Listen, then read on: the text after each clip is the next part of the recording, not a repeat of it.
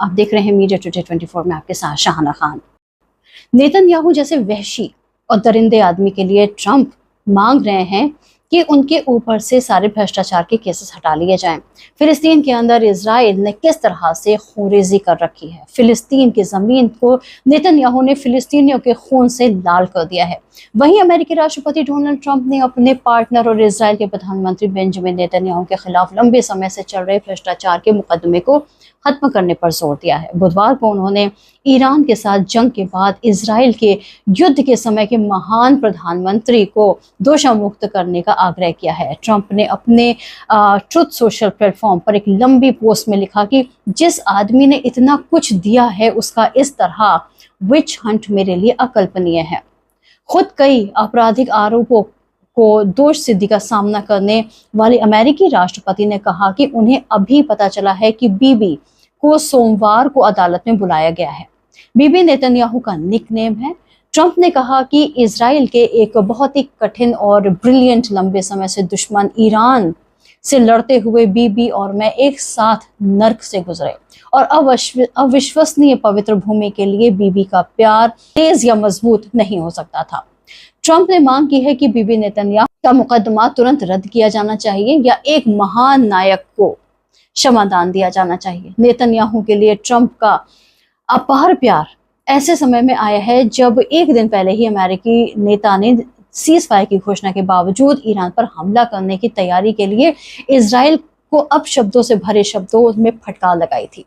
Israel पर अपने गुस्से का उन्होंने सार्वजनिक प्रदर्शन किया था और तुरंत से तुरंत ईरान से फाइटर जेट वापस बुलाने को कहा था। मई 2020 में नेतन्याहू पर मुकदमा शुरू हुआ, लेकिन उसके बाद से नेतन्याहू के मुकदमे में कई बार देरी हुई।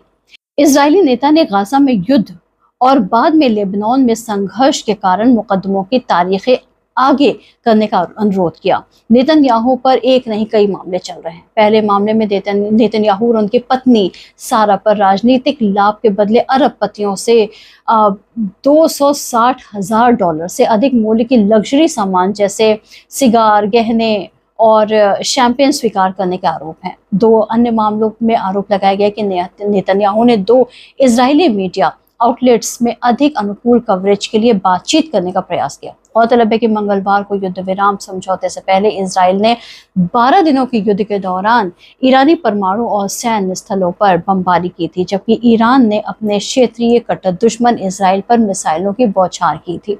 अमेरिका अपने बाद में सहयोगी के समर्थन में जंग के मैदान में कूद गया।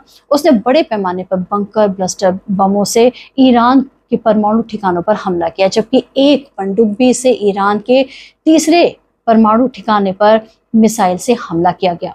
ईरान द्वारा कतर में अमेरिकी अड्डे को निशाना बनाकर किए गए हमलों के तुरंत बाद ट्रंप ने युद्ध विराम की घोषणा की। इसके बारे में राष्ट्रपति ने कहा कि ईरान पूरी तरह से हार गया है और उसने अमेरिकी अड्डों पर हमला करने से पहले ही चेतावनी दे दी थी। मगर ट्रंप ये नहीं जानते हैं कि जिस तरह से ये लड़ाई लड़ी गई उसमें ईरान ने अपना जो दम खम दिखाया है वो इजराइल से कहीं ज्यादा बढ़ करके था और इजराइल ने ही ईरान के सामने अपने घुटने टेके हैं और इजराइल ने ही ट्रंप से ये बात कही कि ईरान से कहे कि वो युद्ध विराम करे। युद्ध विराम अगर इस वक्त ईरान नहीं करता इजराइल के खिलाफ तो आप समझ सकते हैं कि ये युद्ध कहां तक जा सकता था। ये युद्ध पहले ही तीसरे वर्ल्ड वॉर तक पहुंच चुका था।